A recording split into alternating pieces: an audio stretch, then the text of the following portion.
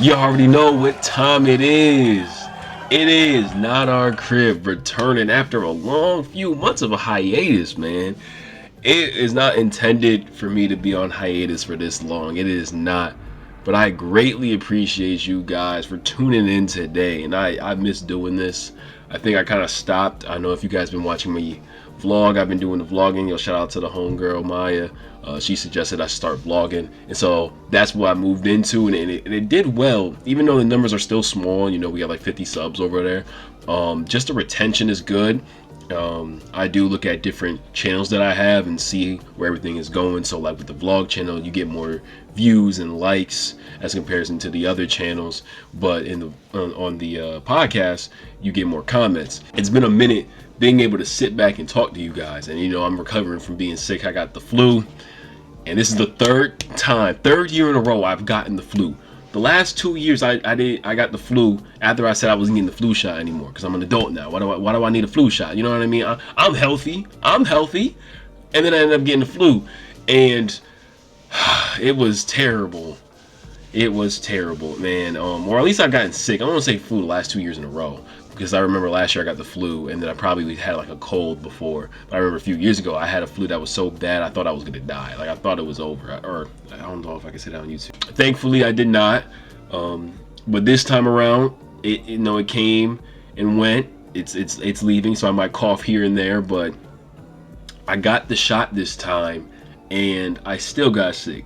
So damned if you do, damned if you don't. And I'm just not going to do it anymore. I don't want to go and get a shot, because why inject myself with a dead disease to try to prevent the disease or get your antibodies flowing?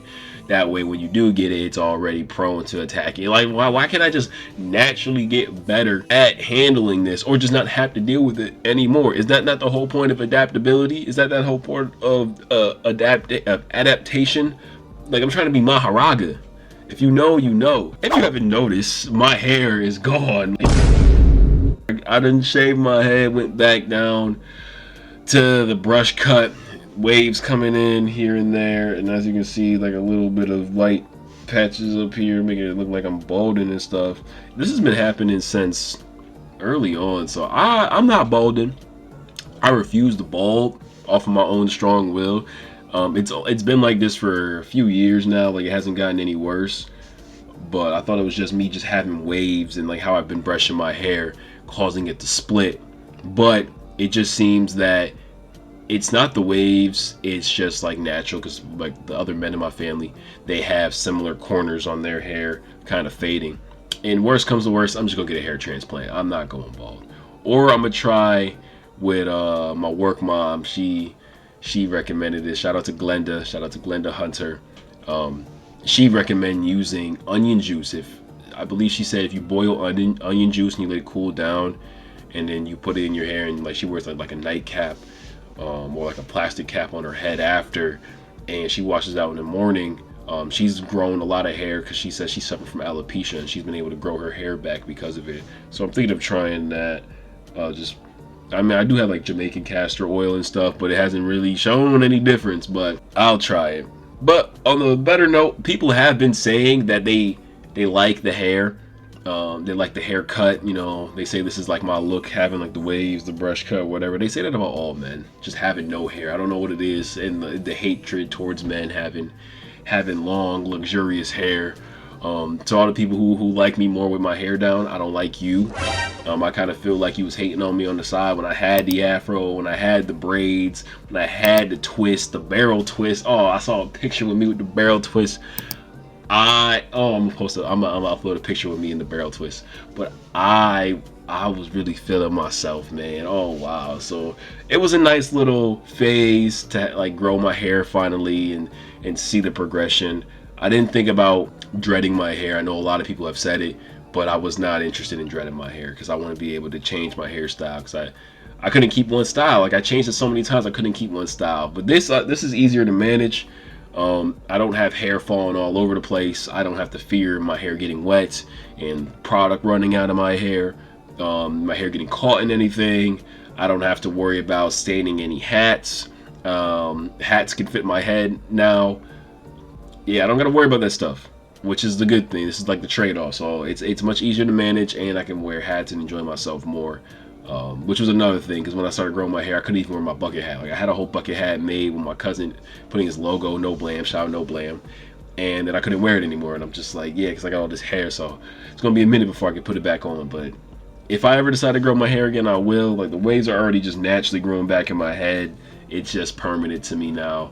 So I'm not worried about not having waves. And now we're back. Now that I want to do more creative things or just add more to the podcast in between segments and talking, and even outside of just the podcast, like moving forward, we're not just going to have a weekly or bi-weekly podcast where I sit down and I talk about a whole bunch of things, because I've been missing out on a lot of topics, partially because there's so much information and so many things happening.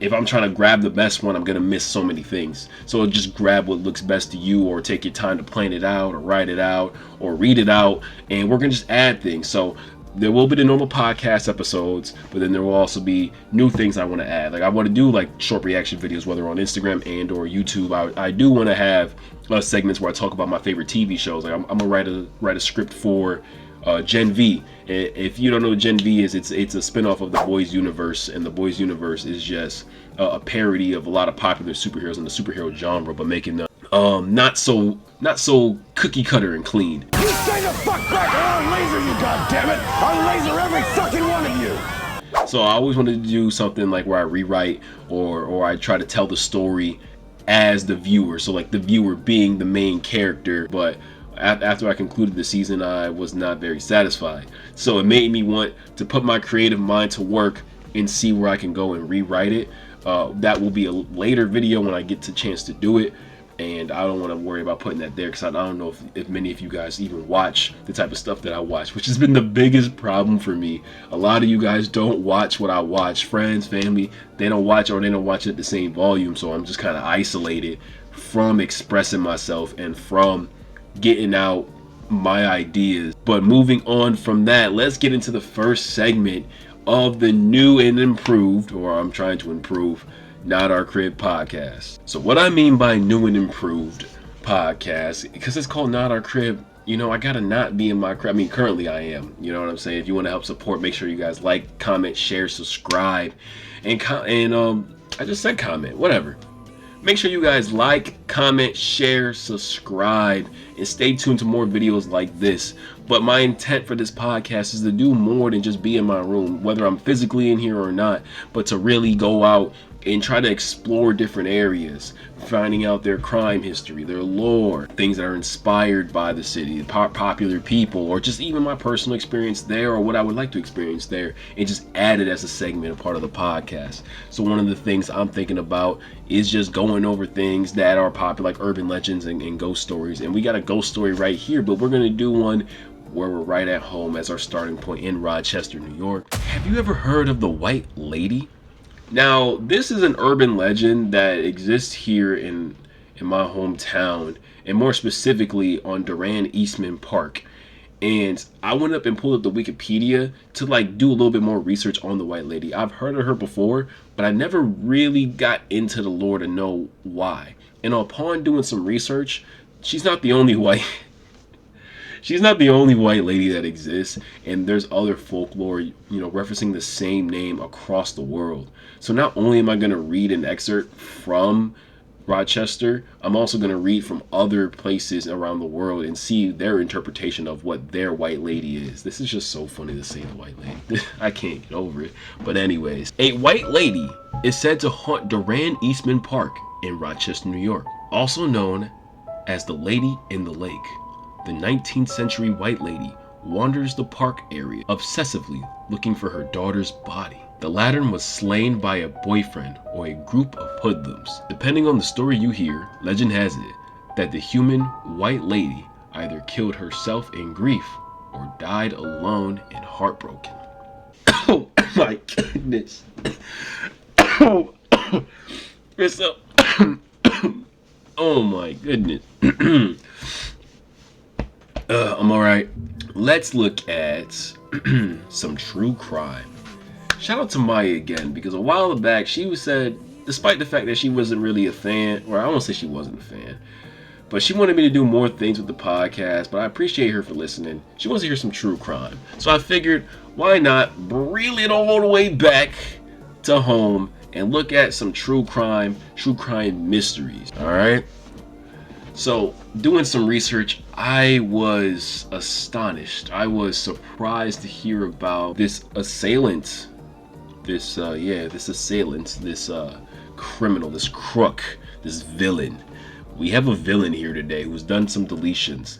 And so when looking up some true crime back home, I came across the guy known as the Alphabet Murker. Because I ain't trying to get, I'm not even monetized, but I'm not trying to get, you know what I mean? The Alphabet Murderer. This kind of threw me for a loop because this is definitely a product of its time to be called this. This is only a 70s thing. This is only a 70s thing to be called something like this. And I got like the 70s style glasses on, which is ironic. But this is only a 70s thing to have this type of title for what they committed. But let's go ahead and read into this. So I'm reading this straight from Wikipedia, where it's taking its sources, because I'm just going to like the main source. All three victims were girls aged 10 or 11, whose surname began with the same letter as their first name.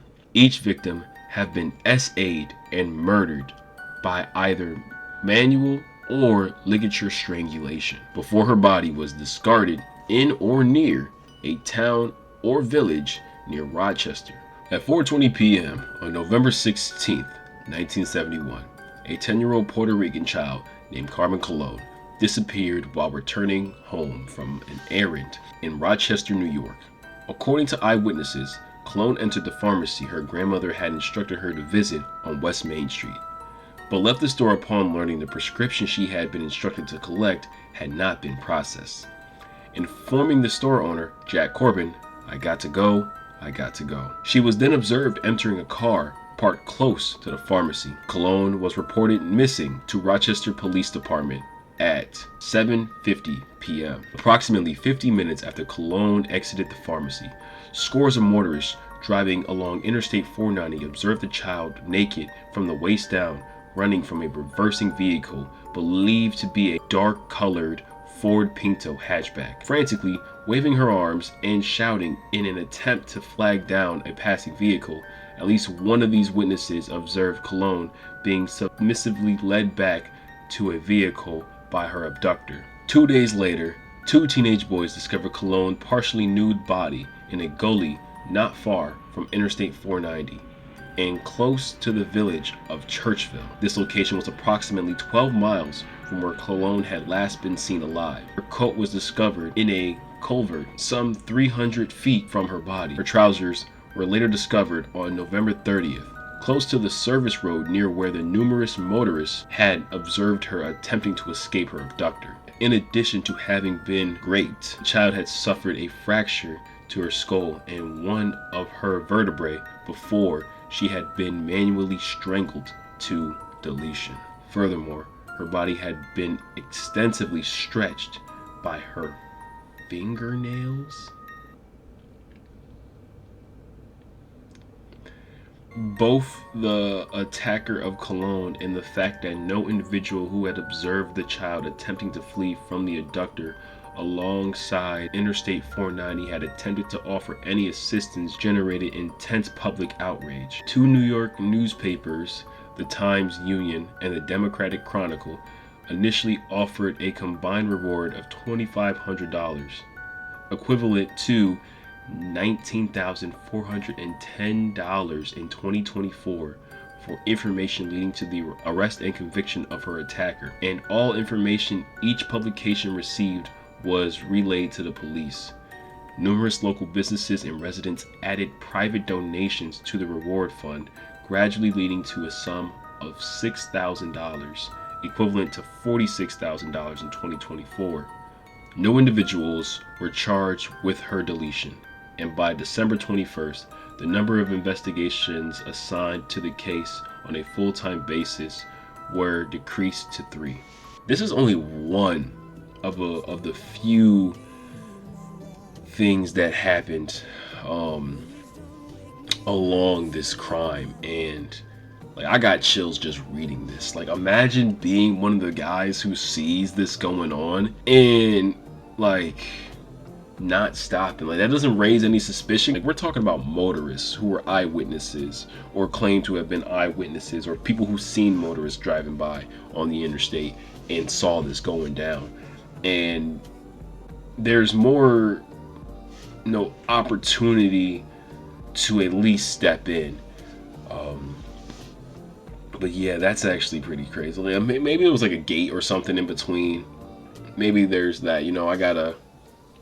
This is the 70s, so it was probably a slightly different layout than what we're seeing, or than what I'm seeing now, especially living here. So this is actually like very worrying to hear about. Like, I'm actually gonna like, ooh, wow, like this was definitely a different time. And I, rest in peace to Carmen Colon, because that's just terrible. Like, she was just a little girl. Yeah, that's just terrible. Oh my, wow. I don't even know if I want to read the other two.